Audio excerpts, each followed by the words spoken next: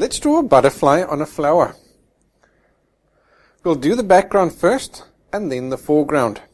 The background is quite large and I want to draw that as quickly as possible so that I can get onto the flower and the butterfly.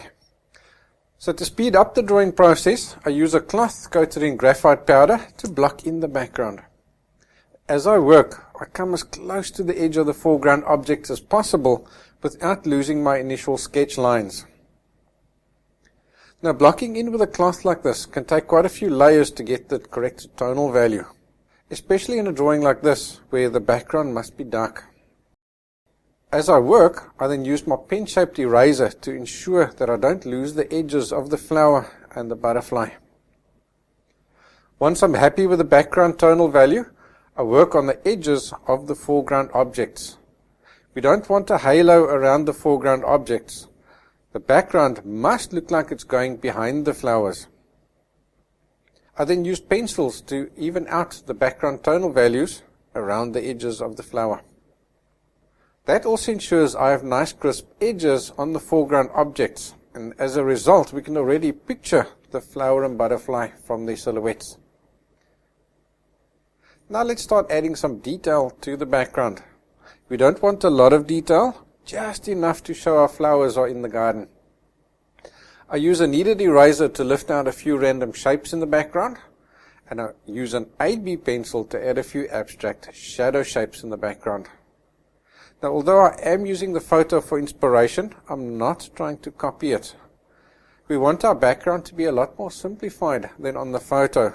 Otherwise the background is going to get too busy and start competing with the foreground for attention. With the background complete, we can start on the butterfly. The butterfly looks quite complex to draw, but it's actually not that hard.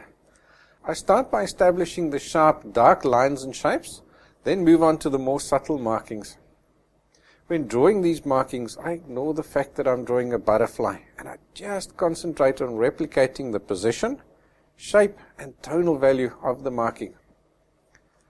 What we have now is a flat butterfly, so to add dimension to it, my attention shifts to drawing the shadings caused by the shape and angle of the wings and body. These shadings are usually most prominent where two features meet, for example, where two wings meet or where the body meets the wing, and that's because you usually have an angle change where the two features meet.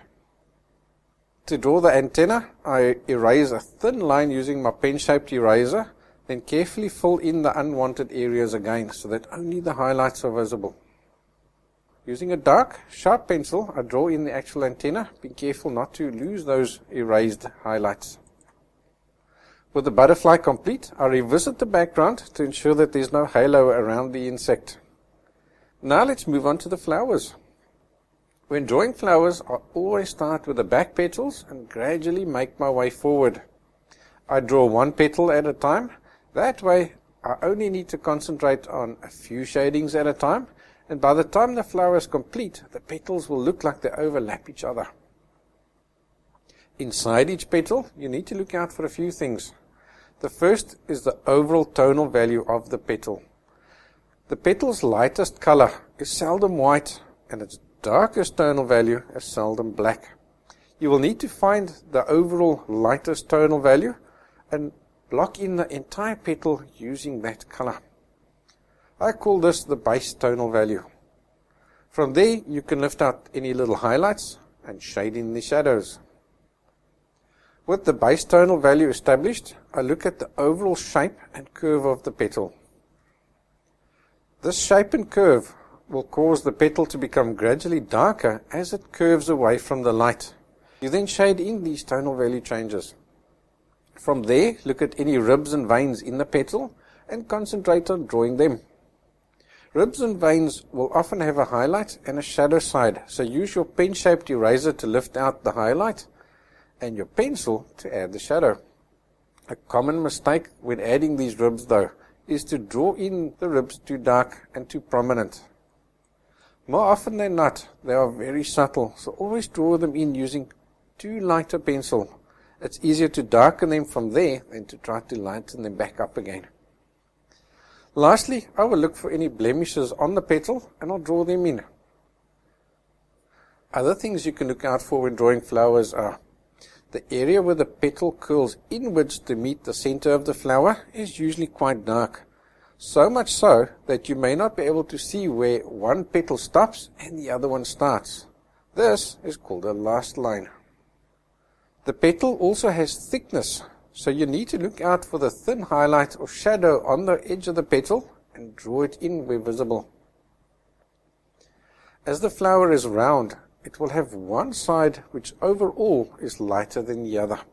In this flower, the back left-hand side is lighter than the front right-hand side. You need to draw this overall change in tonal value, otherwise your flower is going to look flat. In some drawings, you may even need to use your artist's license to increase this change in tonal value in order to make the flower look rounder.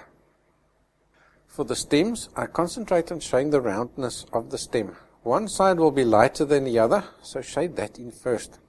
Then look out for any textures, ribs and markings and draw them in.